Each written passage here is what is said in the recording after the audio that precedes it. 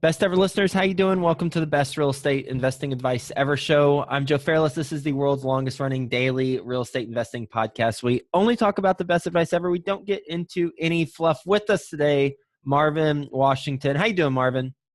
I'm doing well. Thanks for having me on. Yeah, my pleasure. Nice to have you on the show. And best ever listeners, well, I know all you football fans know who Marvin Washington is. If you're not a football fan, well, let me give you a brief background on Marvin. He is a Super Bowl champion. He actually won Super Bowl in 1998 with the Denver Broncos, had a long and successful NFL career, and is now involved in 5 different companies as an entrepreneur and a businessman. And one of them is Isodiol, which I will let him talk more about. So with that being said, Marvin, you want to give the best ever listeners a little bit more about your background and your current focus?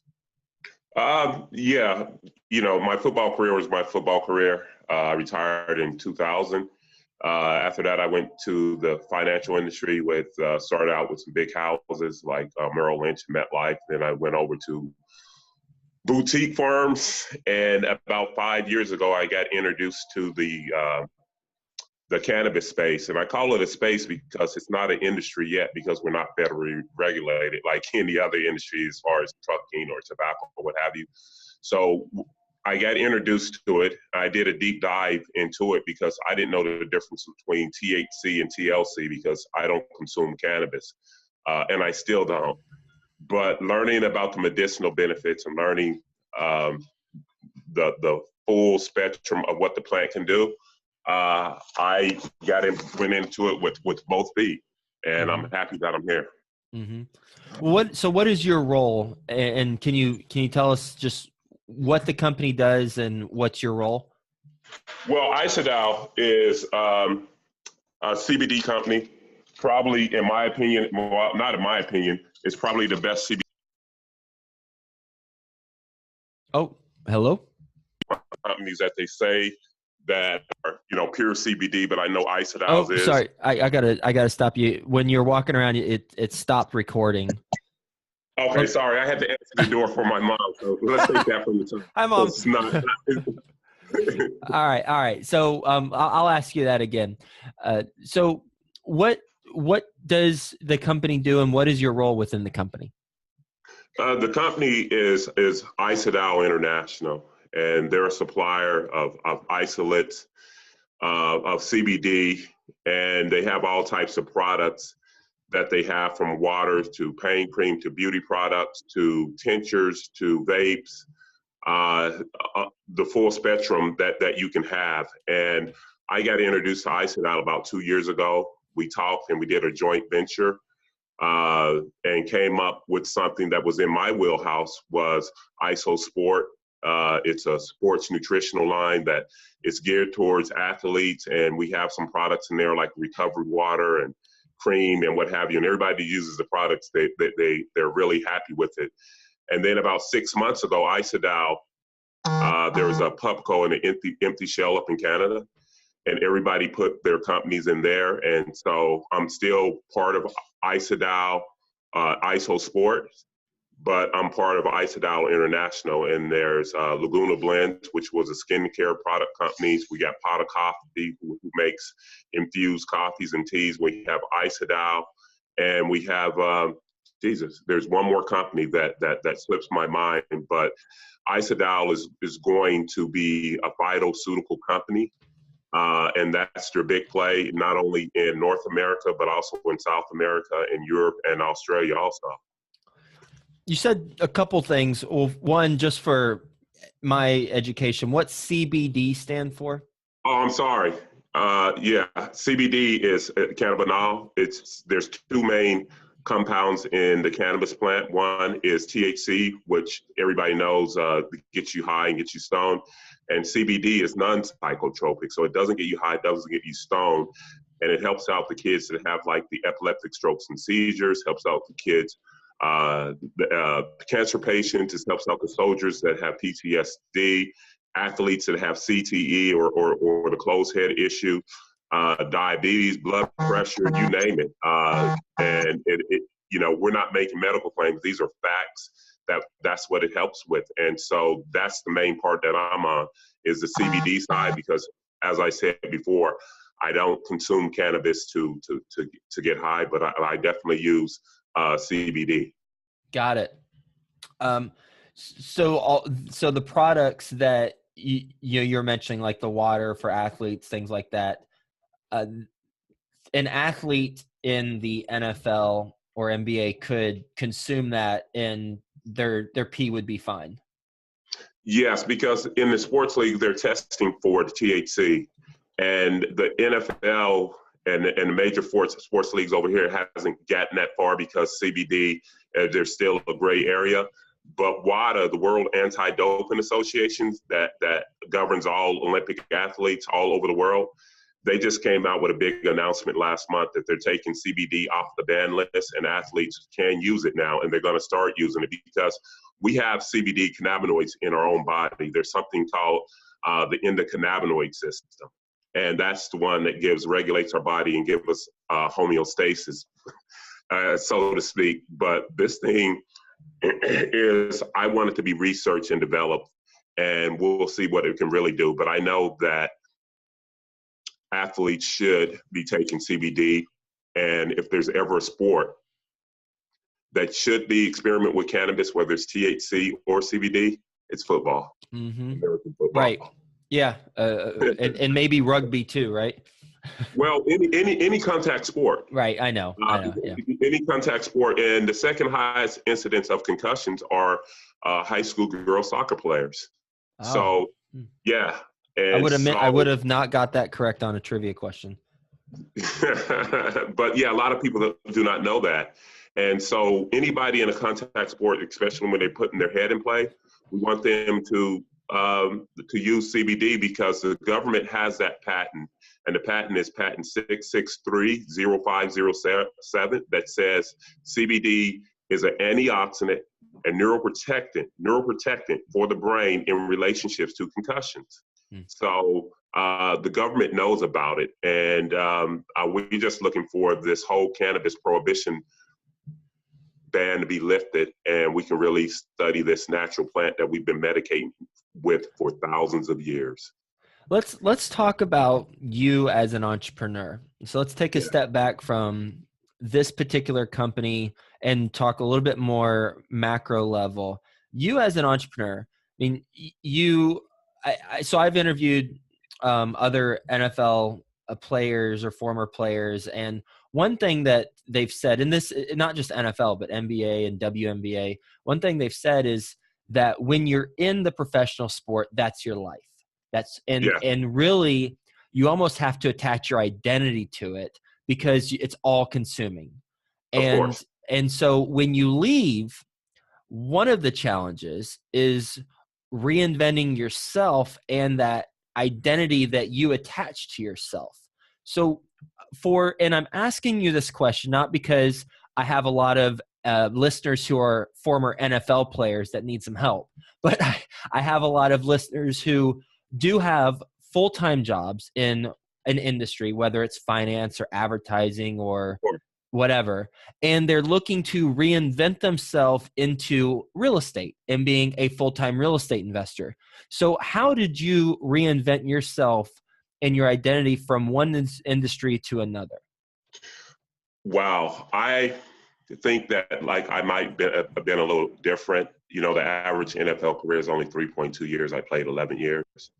And so in the middle of that career, I started thinking about what am I going to do next? And the NFL had set up this internship program, and I did an internship with the Wall Street Journal. I did an internship with Reebok, which gave me an introduction to the corporate world. And so towards the end of my career, I started thinking about what I wanted to do. And one of the best things that happened to me was when I was leaving the 49ers, I met with Bill Walsh, who, you know, is the iconic, legendary coach. And he told me, Marvin, whatever you do, he said, get to doing it. He said, don't sit around, don't whatever, get to doing it. And so after the season, I took about 3 months off. Then the market corrected itself, and I was kind of pissed. I was kind of upset about that. And I said, maybe I could do this myself. And I reached out to my advisor, and he got me on with MetLife, starting with insurance. Then I got my securities license. And the whole thing is that the lessons that I took from football, I just took them to the corporate world. So if anybody's in a different field and they want to transition, still take whatever you're doing and the things that you're doing that makes you successful there. Take some of those fundamentals to your next venture, your next career move in life, and get it and go at it 100%. You can't be halfway in or halfway out. Go at it 100%. And there's going to be some ups and downs, just like there is in sport, professional sports. But you persevere and you keep going, and eventually that new venture becomes who you are. So I'm hoping that I'm known more for what I've done over the last 15 years versus what I did over the last, in my previous life as a professional football player. And what are those sports lessons that you learned that you are now applying as an entrepreneur? The biggest one is you got to give 100%. You have to give 100% because, and you have to like really work hard and apply yourself, because in the financial industry that I was in, if you think you're going to work 9 to 5 and have success, you're misleading yourself. But I worked as much in the financial industry as I did in the football. In my football career, I was 12 hours days in my football careers. It was the same in the financial industry, and I knew not to never give up. I knew that there were some down periods, but you have to just keep your head down and keep going. And the biggest thing that I can say is, even when you're not having success, do things that are going to make you successful. It's just like if I went out in my backyard right now and planted a seed, the next day I go back out there, I still have to plant that spot. And then the tree's going to grow, and eventually I got to plant it and be consistent with it every day. And eventually it's going to bear fruit. And so that's what you have to do in your career, because I've seen too many people give up, and it's like, well, did you really give it an honest shot? You have to go, you have to keep going day after day. When you are giving it 100% and you're not getting the results, what do you do? Well, make a halftime adjustment and see what you can do to be successful and be around successful people. One of the things I learned at MetLife and Merrill Lynch, if your clients are making $40,000 a year, you're going to make $40,000 a year. And I had some good mentors. Always be open to learn. Go into work or go into your new career like you don't know anything, but soak it all in there. Still have the basic fundamentals, and that will give you a shot at success. I can't say it's going to give you success, but I know it'll give you a shot at success. Mm-hmm. But there's no way that you're going to be successful without the things we learned, I learned in sports, which is hard work and consistency. Can you tell us a story of a halftime adjustment, either during halftime or actually in business, where you've had to make that adjustment and what the results were? Well, in business, when I first started out in the financial industry, I like to dress up and look like a financial planner and advisor, but I was doing 9 to 5, and it was reflected in my paycheck. And so the whole thing with me and in sports, I didn't give myself a back door. And so my halftime adjustment was to come in early and to leave late, and to work weekends and always be working. And so that's something that I did in football, is if something wasn't working in the first half, we go in and make a halftime adjustment and go from there. It has to be on the fly. But you have to be able to adapt, because things always come up unexpectedly. And as long as you've put in the work and your focus, you can overcome them.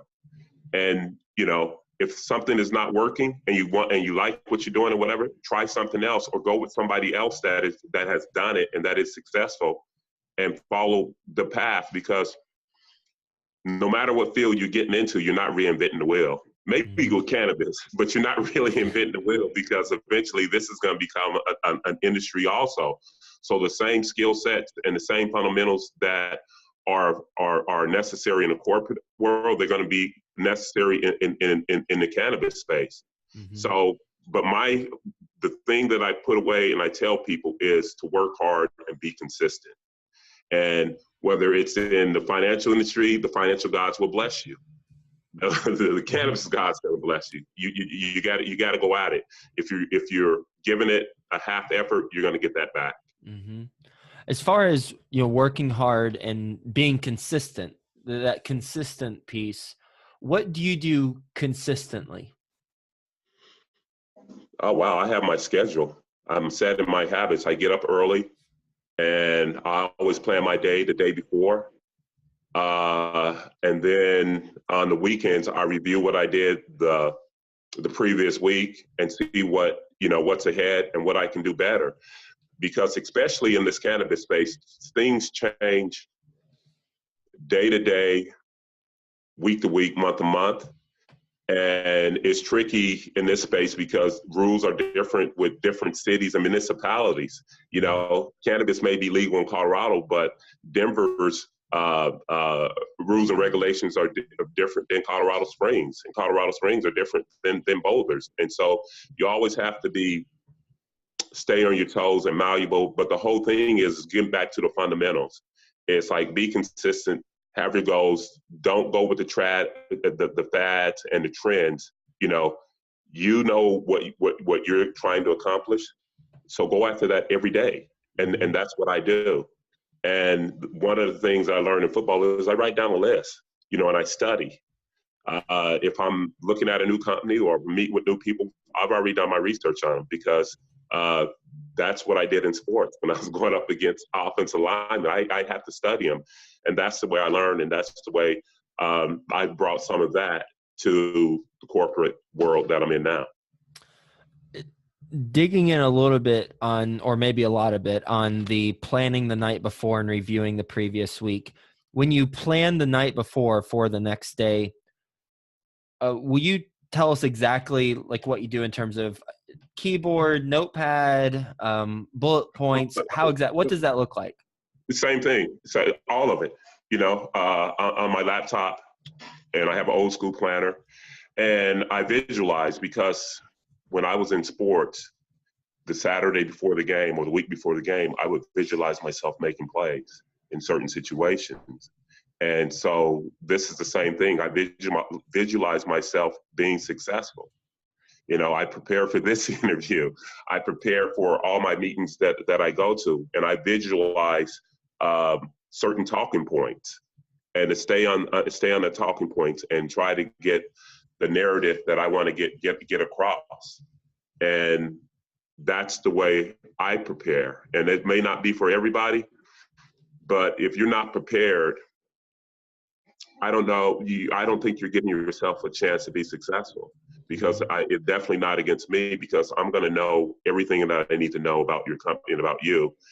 And I'm going to use that to, like I said, control the narrative. Mm-hmm. But I've been lucky enough to work with good people and have good companies. And Isodiol is an excellent company, excellent people, smart businessmen. And so we're a team, and we go out and we get things done. As far as now reviewing the previous week, what's your process for that? It's on a Sunday, and it's a habit that I picked up when I was with Merrill Lynch, is reviewing the week and seeing what I could have done better. Because one of the things is that you don't want to have regrets in business or in life, and seeing what you could have possibly done better. And if I didn't close an account, I would do a review and see, what could I have done different? And it's the same thing in this industry with the different companies that I'm with. I'm always reflecting and seeing what I could have done better, because the buck stops with me. Mm-hmm. The buck stops with me. Is it challenging to have that self-assessment on a regular basis to identify things that you could have done better? No, this is the way that I've always been taught. You always have to do a deep self-assessment and see, because sometimes when there's an issue, it's not other people. You're the common denominator in that. Yeah. Jumping from girlfriend to girlfriend, or wife to wife, or job to job. What's the common denominator in there? And so I think people should do that all the time. And sometimes they'll figure, if you're really honest with yourself, you can see where you can be at fault. But you know, if you're doing self-assessment all the time, you should be at fault 100% of the time. But there are some things that you can always improve on, because everybody can always learn and everybody can always improve, no matter what age they're at and no matter what industry you're in. Once you feel like you've mastered something and you've got it, you probably don't, and you probably need to adjust or get out that space entirely if you think like you know it all. When you identify an area of improvement for yourself, what do you do at that point? I take action on it. You know, I try to improve it and do something better. And sometimes it can come down to something like, I didn't listen enough. You know, you're in a meeting and you want to get your point across, but having a conversation is a two-way conversation. It's a two-way deal. So it's listening and it's talking. Mm-hmm. You know, and so I like to talk. I can talk a lot, but sometimes, you know, I have to listen. Sometimes I have to see things from a different point of view instead of just, you know, my point of view. And the way that I see things, and I think I'm kind of lucky like this, I see things vertically, horizontally, and then I can see them from above. And that's when I'm doing my reflection, and even or thinking ahead. I'm trying to look at it in all ways and get the whole picture, to making sure that I'm getting it, making sure that the issue is not coming from our side or coming from me. But I think everybody should do that. I think you should do that in your relationships. I think you should do that in business. I think you should do that in your religion. Do that self-assessment. Yeah, I love that. Completely and wholeheartedly agree with you on that. Based on your experience as an entrepreneur, what is your best advice ever to other entrepreneurs out there? And my audience, people listening, best ever listeners, they're real estate investors, but we're all entrepreneurs. As a real estate investor, we're an entrepreneur. So what is your best advice ever? You're running your own business. Yeah. And so you have to be true and honest with it and put in the hard work. And you may not have success, but you're not giving yourself a chance if you don't put in the hard work. Have some fundamentals, have some fundamental things and focus that you're going to do every day. Like I said, watering that plant every day. You have to do that. If you're in the real estate, if you have to make contact with 100 people a day, know what your number is. Make contact with 100 people a day in order to make 10 sales a month. You know, so, and the other thing about entrepreneurs, salesmen, because whether you call them a financial advisor or investment advisor or a real estate person or whatever, you're a salesman because you have to get the check. Don't be afraid to say no. You have to get your no. But don't be afraid to get your no, but you have to get it. So don't be afraid to approach anybody. Be consistent in what you do. Have a fundamental focus and go on there, and you're giving yourself a chance to be successful. I love that. We're going to do a lightning round. Your answers don't have to be quick. And in fact, one of the questions I ask you, I don't think you'll be able to have a quick answer, maybe. But are you ready for the best ever lightning round? Yes. All right, perfect. Okay, Marvin, here's the question I was thinking of. You mentioned put in the hard work as entrepreneurs. You may not have success, but at least put in the hard work and be consistent so you can set yourself up to be as successful as possible. So what's a venture as an entrepreneur that you've done that completely flopped? When I left football, I tried to be a concert promoter. And I tried to throw money behind it without throwing work and experience and relying on other people. I've learned since then that if I'm going to cook the meal, I should be able to buy the groceries too. And so saying that, I need to be involved at each level and be in there to making sure that I'm bringing everything I can do to make it a success. But that one right there, I failed at. Best ever way you like to give back? Oh, all the time. I'm known for it, whether I'm giving to the homeless every day that I see them. I give them, I always give money. I volunteer my time, you know. As a matter of fact, for Thanksgiving and Christmas, I can't think of a last Thanksgiving that I haven't given back and helped out at a homeless shelter. That's my way of helping out humanity, because I think we were put on this earth to help each other. And the way I help each other is through my charity of giving to the less fortunate. And it says in the book, it's better to give to receive. And I take that as I'm in a position to give. And so I do give. How can the best ever listeners either get in touch with you or learn more about your company or your companies and get involved with your companies? I'm an open book, and most people find me in social media, or they can go to the Isodiol website. But I'm on, the social media platforms that people can reach out to me. I don't have a closed page. You can reach out to me, and I answer your question any way I can. I'm always trying to help people, and I always tell people I'll help you out any way I can, because I think to whom much is given, much is expected, much is required. That's good too. And I keep saying that like I'm a Christian, and I'm not. I'm more like an energist. But there are some fundamentals in each religion that I think you can go by. But like I said, if anybody reaches out to me, I'll help them out any way they can, especially if they're trying to get into the cannabis space. Marvin, thank you for being on the show. This has been a powerful interview for entrepreneurs, and as entrepreneurs and real estate investors, because most of us have been in other industries, and we've needed to pivot and get into real estate in some form or fashion. And how you were able to do it. I mean, you mentioned you got a couple internships, Wall Street Journal, Reebok, but fill in the blank, just get an internship, get that experience wherever it is, and start, as Bill Walsh told you, whatever you do, get to doing it, and just be immersed in it, and identify and take away the fundamentals that you see others having success in the industry, whatever they're doing, take those fundamentals and apply it. And then also the sports lessons that you learned and as an entrepreneur that you've applied to business. Give 100% and work hard. It's not a 9 to 5, just like you had success in your previous life.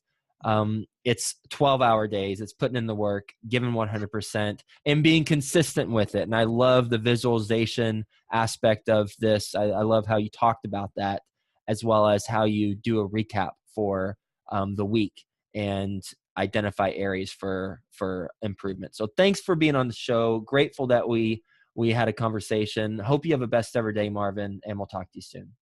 Thank you.